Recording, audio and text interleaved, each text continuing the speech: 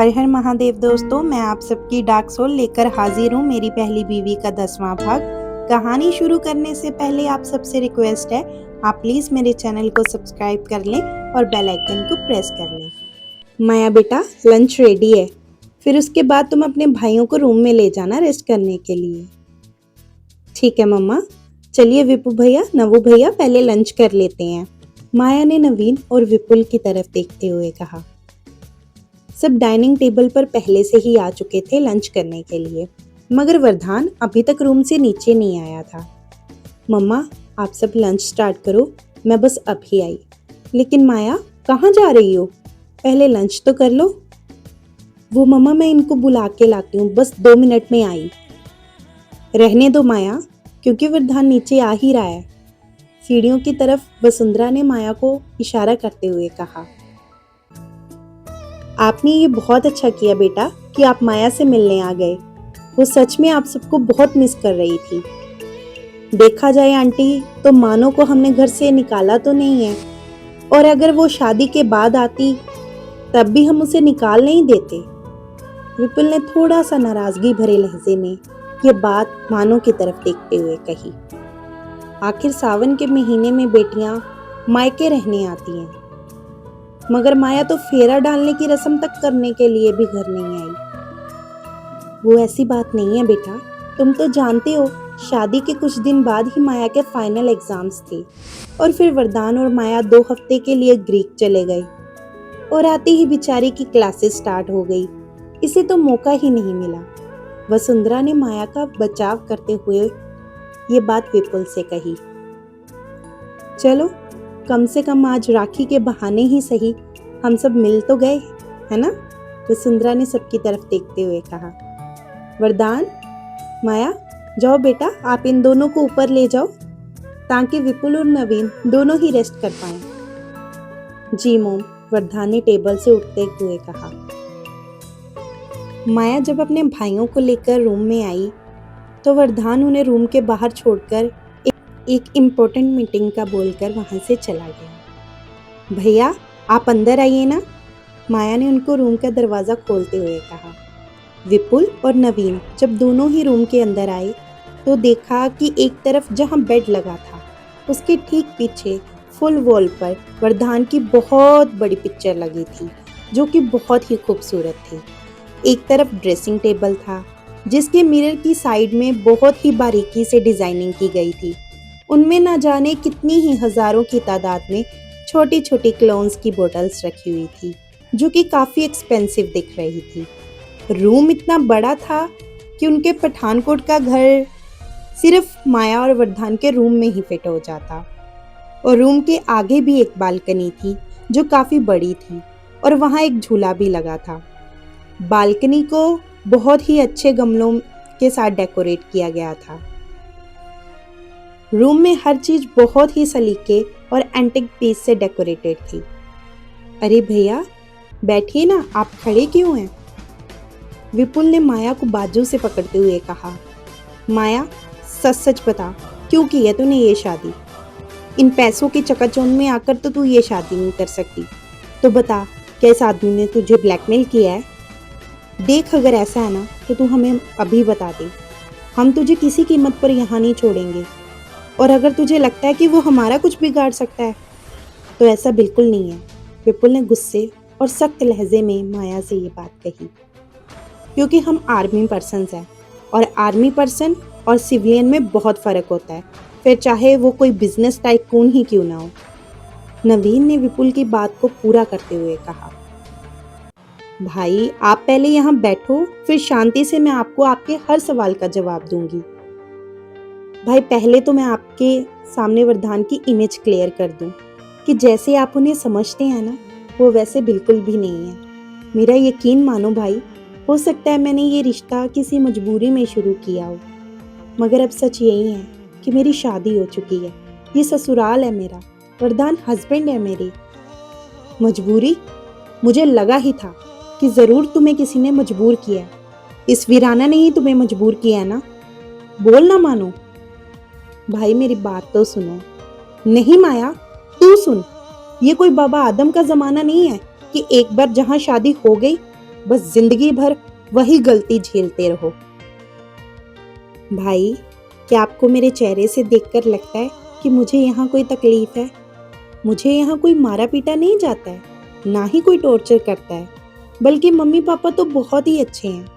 और वरदान ने भी कभी मुझसे किसी भी मामले में कोई जोर जबरदस्ती नहीं करी, बल्कि वरदान तो बहुत अच्छे हैं। पर माया, तूने ये शादी की ही क्यों है? भाई, मजबूरी से मेरा मतलब था कि मैं और वरदान दोनों ही एक दूसरे को, बस इसीलिए हमने शादी कर ली भाई। माया, ये वो बात है जो सब जानते हैं, हमें वो जानना है जो बाकी सब नहीं जानते। भाई, ये मेरे और वरदान के बीच की बात है। मैं नहीं चाहती कि कोई और इस बात में दखल अंदाजी करे। अगर आप ये जानना चाहते हैं कि मैं यहाँ खुश हूँ, ठीक हूँ, तो बिल्कुल, मैं बहुत सुकून से हूँ यहाँ पर। आप प्लीज़ मेरी इतनी फिक्र ना करें। और भाई, आपको पता है, ये भी इंडियन आर्मी से हैं। पैरा एसएफ में कर्नल कमांडो रिटायर्ड हैं और आज भी इंडियन गवर्नमेंट इनको स्पेशल ऑपरेशंस के लिए डिफेंस स्ट्रेटेजी प्लान्स बनाने के लिए बुलाती है। और तो और ये कारगिल वॉरियर भी है। व्हाट? ये आदमी, मेरा मतलब है द ग्रेट वीराना, इंडियन आर्मी में कर्नल रिटायर्ड है। And how is this possible? Vipul और नवीन दोनों ही हैरान थे। देखा, लगा ना शौक? और अब भी कितने स्मार्ट हैं और फिट एंड फाइन है ना? हाँ, तभी मैं कहूँ, ये लगता तो किसी एंगल से नहीं है इसकी इतनी बड़ी बेटी होगी। कितना स्मार्ट लगता है, कोई देख के जज ही नहीं कर सकता। ऐसा लगता है अभी 23-24 साल का ही हो। अब पता चला इतनी स्ट्रगलिंग लाइफ जो जी है इसने। नवीन के मुंह से अचानक ही ये बात निकल गई। ये सुनते ही माया की हंसी छूट गई। मेरा मतलब था कि इट्स ओके भाई, आप ही नहीं, जो भी इन्हें देखता है बस यही बोलता है। आप ये बताओ, अब तो आपकी ड्यूटी अंबाला शिफ्ट हो गई है, छुट्टी वाले दिन तो मुझसे मिलने आया करोगे ना? क्यों? हम क्यों आए? तू नहीं आ सकती? आ तो सकती थी, अगर मैंने मेडिकल की स्ट्रीम को चूज ना किया होता तो। ओके ठीक है, आ जाया करेंगे, मगर उससे पहले हमें यहाँ से जाना पड़ेगा। और अब हमें जाने दे, कैंट जाकर इन्फॉर्म भी तो करना है। अब नीचे भी छोड़ा हमें, क्योंकि तेरे इस नए घर में तो हम सचमुच गुम जाएंगे। दोनों भाइयों ने मजाक भरे लहजे में माया से ये बात कही। ओके चलो भाई, माया ने कहते हुए विपुल और नवीन दोनों को रूम से बाहर का रास्ता दिखाया। सामने से वरदान ब्लूटूथ पर बात करते हुए आ रहा था। माया और उसके भाइयों को देखकर वरदान ने कॉल कट कर दी। अरे विपुल, नवीन, तुम लोग इतनी जल्दी जा रहे हो? कम से कम आज का दिन तो रुक जाते। वरदान ने ये बात बड़े ही सहज लहजे में कही। अरे नहीं, आज लेट हो रहा है, फिर किसी दिन आराम से आएंगे। और फिर आपसे तो फुर्सत में बैठकर बातें करनी है। अभी हमें मौका ही कहाँ मिला है आपसे बात करने का। नहीं? विपुल ने वरदान की तरफ देखते हुए उससे ये बात कही। Of course, why not? तुम्हारा जब दिल करे तब तुम आ सकते हो। और बेटा, ये आपके लिए कुछ गिफ्ट्स और स्वीट्स हैं, तो सुंदरा ने पीछे से आते हुए कहा। अरे नहीं आंटी, ये आप क्या कर रहे हैं? हमारे यहाँ बेटियों के घर से गिफ्ट्स लेने का नहीं, देने का रिवाज है, नवीन ने हाथ जोड़ते हुए कहा। लेकिन बेटी के घर से दे ही कौन रहा है? मैं तो अपने उन 2 बच्चों को दे रही हूँ जिनसे मैं अभी कुछ देर पहले ही मिली हूँ। That's so sweet of you aunty, लेकिन हम ये नहीं ले सकते। समझने की कोशिश कीजिए, बल्कि मम्मी को पता चला तो वो हमें बहुत मारेगी और हमें मार नहीं खानी। विपुल ने मुस्कुराकर जवाब दिया। प्लीज रहने दे मम्मा, मम्मी और बोबो सच में भाइयों को बहुत डांटेंगी। हाँ हाँ, भाई हैं तुम्हारे, साइड तो अपने भाइयों की ही लोगी तुम। वसुंधरा ने हंसते हुए माया को मजाक भरे लहजे में ये बात कही। विपुल और नवीन दोनों ने हाथ जोड़े और बाहर की तरफ निकल गए। रात को जब सब डाइनिंग टेबल पर बैठे हुए थे, नीधु ने साक्षी से पूछा, बड़ी माँ, ये मेरे सरफिरे भाई कहाँ हैं? कहीं नजर नहीं आ रहे। वो तो वापस चले गए नीधु, अरमान की तो ट्रेनिंग है और बाकी दोनों की ड्यूटीज हैं। तुम्हें तो पता ही है, वो जिस प्रोफेशन में है वहाँ वक्त की कमी होती है। हाँ बड़ी माँ, वो तो है। अब देखिए ना, वक्त की कमी होने के बावजूद भी कितनी दूर से स्पेशली वो मेरे लिए आए थे ताकि मुझे हर्ट ना हो। आफ्टर ऑल मैं उनकी इकलौती बहन जो हूँ। नीदू कह तो ये बात साक्षी से रही थी, लेकिन उसकी नजरें माया पर ही टिकी थी। अब कुछ बहनें तो ऐसी भी होंगी ना, जो बेचारी अपने भाइयों को राखी भी नहीं बांध पाई होंगी, नहीं बड़ी माँ? अरविंद ने खाना खाते हुए कहा। अरे माया, बेटा आज तुम बहुत खुश दिखाई दे रही हो, क्या बात है? वसुंधरा ने माया से पहले ही जवाब देते हुए कहा। खुश क्यों नहीं होगी? आज भाई जो आए थे इसके राखी बंधवाने के लिए। प्रधान सीढ़ियों से उतरकर टेबल पर बैठा ही था कि कबीर ने फटाक से बोल दिया। अरे वाह वरदान, तूने तो बताया नहीं तेरे साले आए थे आज। बड़ी माँ बता रही थी कि आज तू जल्दी घर आ गया था, तुझे तो पता ही होगा ना? हाँ, वो लंच टाइम में आए थे। वरदान की नज़र तभी नीधू पर पड़ी।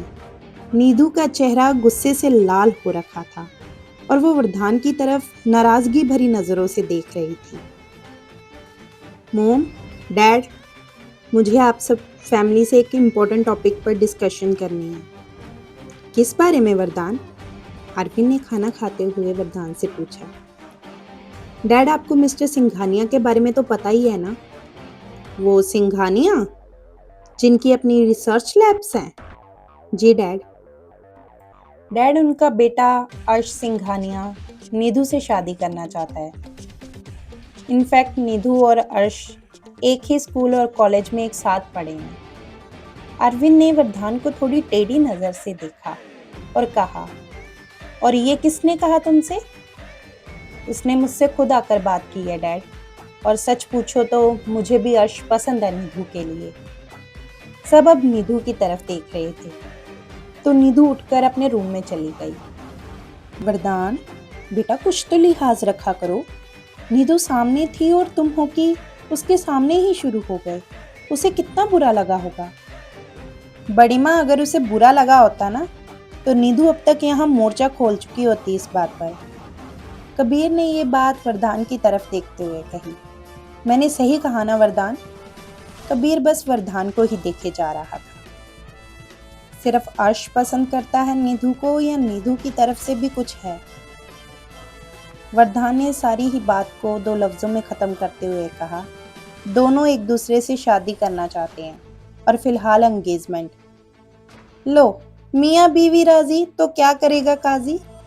आस्था के मुंह से अचानक से ही ये बात निकल गई। मेरा मतलब था कि बात इतनी आगे तक पहुंच गई और हमें कानों कान तक खबर नहीं हुई।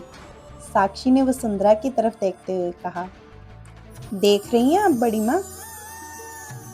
अरविंद ने वरदान की तरफ देखते हुए कहा। जब बात यहाँ तक पहुंच ही गई है तो देर क्यों करनी?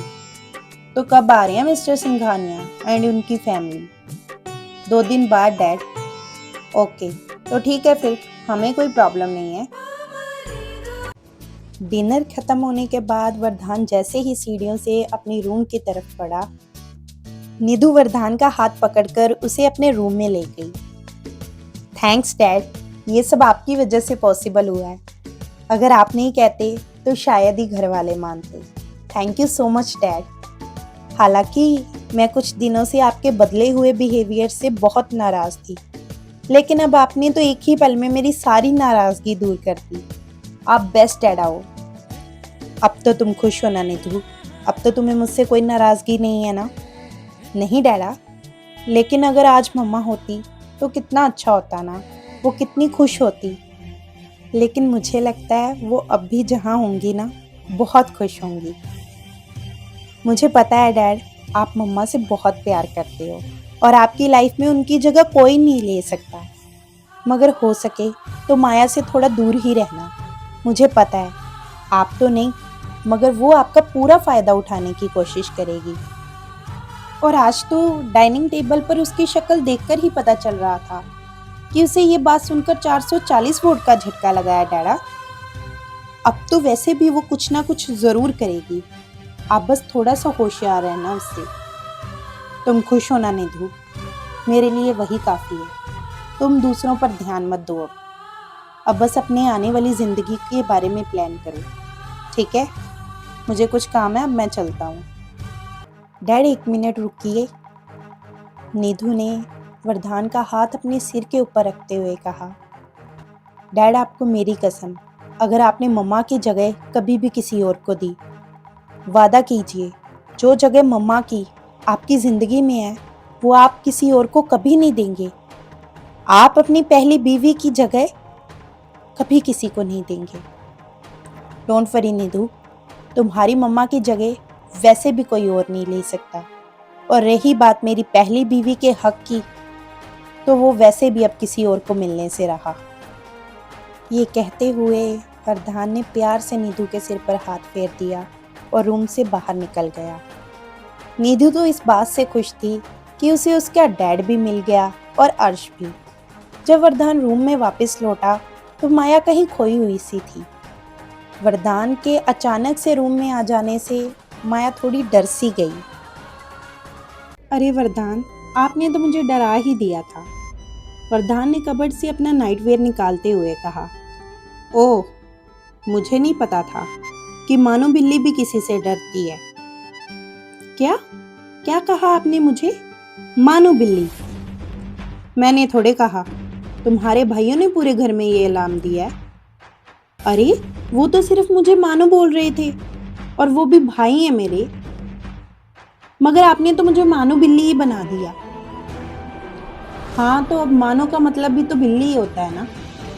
अरे छड्डो, और ये बताओ कि क्या अर्श ने सच में आपसे आकर बात करी थी? तो तुम्हें क्या लगता है मैं झूठ बोल रहा हूँ? अरे अब मैंने ऐसा कब कहा? मैं तो बस यही पूछ रही थी कि माया आज नहीं, आज मुझे एक कार के ब्लूप्रिंट स्टडी करने हैं। तुम सो जाओ, कल बात करेंगे। ओके, फिर मैं भी थोड़ी देर स्टडी कर लेती हूँ, फिर सो जाऊँगी। वैसे भी कल से तो एक्स्ट्रा एक्टिविटीज स्टार्ट हैं। मैंने एनुअल फंक्शन में जो पार्टिसिपेट किया है, या यूँ कह लो कि ज़बरदस्ती मेरा नाम लिख दिया गया है, अब करना तो पड़ेगा ही ना। अगले दिन जब माया कॉलेज गई तो उसे सामने से अर्श आता हुआ दिखा। अरे अर्श, तुम तो बड़े छुपे रुस्तम निकले। तुमने और निधु ने शादी करने का फैसला ले लिया और मुझे बताया तक भी नहीं। बहुत गलत बात है। हाँ, क्यों गलत बात? क्यों? जब तुमने शादी की थी तो मुझसे पूछ कर की थी क्या? और वैसे भी जब हम कुछ करेंगे तो लोगों को तो पता चल ही जाएगा, तो जाहिर सी बात है तुम्हें भी पता चल जाएगा। अर्श, तुम मुझसे अभी तक नाराज हो क्या? देखो अर्श, कहीं तुमने ये फैसला गुस्से और जल्दबाजी में तो आकर नहीं लिया ना? देखो, अगर अर्श ऐसा है ना, तो तुम अभी भी सोच लो, क्योंकि बाद में तुम्हें कहीं कोई पछतावा ना हो। ऐसा ना हो कि ना तुम खुद खुश रह पाओ और ना निधु को रख पाओ। माया, जब तुम्हें अपने फैसले पर आज तक पछतावा नहीं हुआ तो मुझे क्यों होगा? और रही बात खुश रहने की, तो निधु सब जानती है।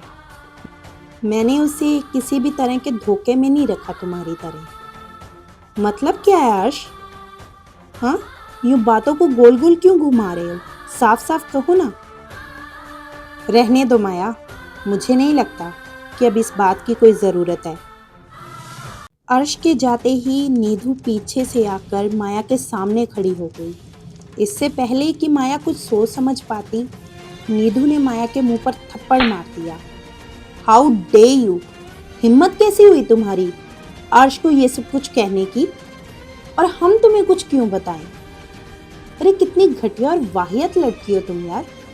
पहले तो तुमने अर्श को प्यार के जाल में फंसाया, फिर जब तुम्हें मेरे डैड के बारे में पता चला तो पैसों के लिए मेरे डैड से शादी कर ली, और जब वहाँ से फिजिकल सेटिस्फेक्शन नहीं मिली तो दोबारा आ गई मेरी और अर्श की लाइफ को ख़राब करने।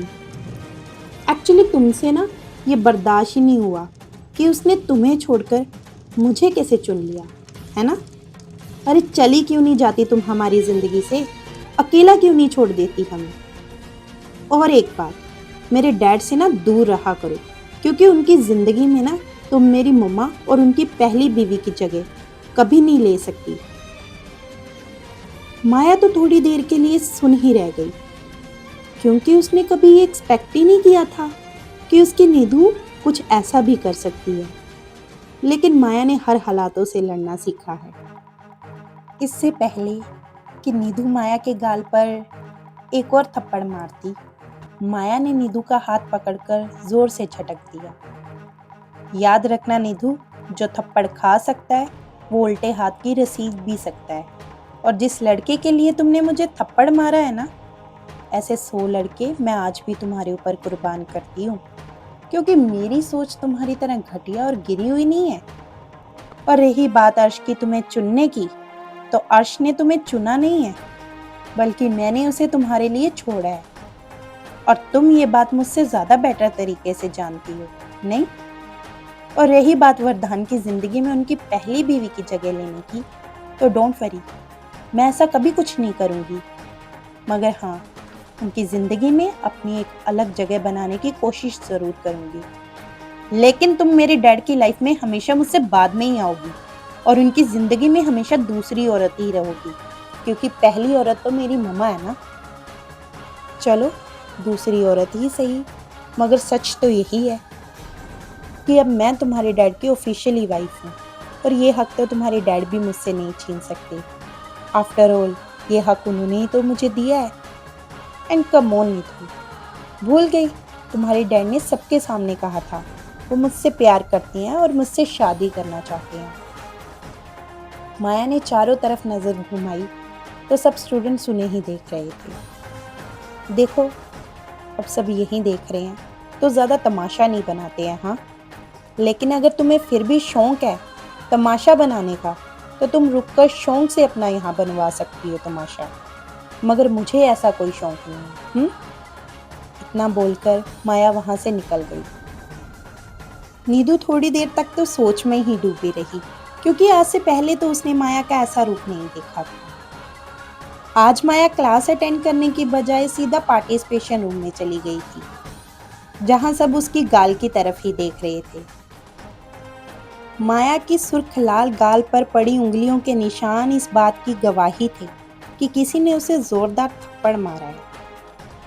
माया को आज जितना रोना आ रहा था, उससे ज्यादा गुस्सा आ रहा था कि वो कितनी बेवकूफ थी जो आज तक निधु के बारे में इतना सोचती आई है। असल में तो वो कभी दोस्ती के लायक थी ही नहीं। राइमा, मेरी शक्ल क्या देख रही है यार? परफॉर्मेंस प्रैक्टिस करवानी है तो करवा, वरना मैं जाऊं क्लास अटेंड करने। माया ने गुस्से में तमतमाते हुए राइमा से ये बात कही।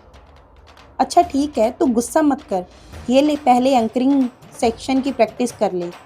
और माया ने गुस्से से राइमा के हाथ से वो पेपर ले लिए। दुनिया सताएगी तो हम भी रुलाएंगे, लोग करेंगे बातें हमारी बदनामियों की तो खुद साथ होकर इश्तिहार बांट आएंगे। और बेटा, तुम हमारे हुनर की चिंता मत करना, हम बिना माचिस के ही ऐसी चिंगारी लगाएंगे कि दुनिया देखेगी जालिम। हम बिना आग के ऐसा धुआं उड़ाएंगे, ऐसा धुआं उड़ाएंगे। क्या होगा जब माया को पता चलेगा कि उसके बेस्ट फ्रेंड ने ही उसकी जिंदगी बर्बाद की है? जानने के लिए बने रहे मेरी पहली बीवी के साथ। अब मुझे दीजिए इजाजत, यानी अपनी डार्क सोल को। मिलते हैं नेक्स्ट वीडियो में। जाने से पहले आप सबके लिए मेरा एक सवाल है, जिसका जवाब आप कमेंट सेक्शन में दे सकते हैं। क्या माया ने निधु को जो पलट कर जवाब दिए वो सारी बातें सही थी? और अगर सही थी तो क्यों?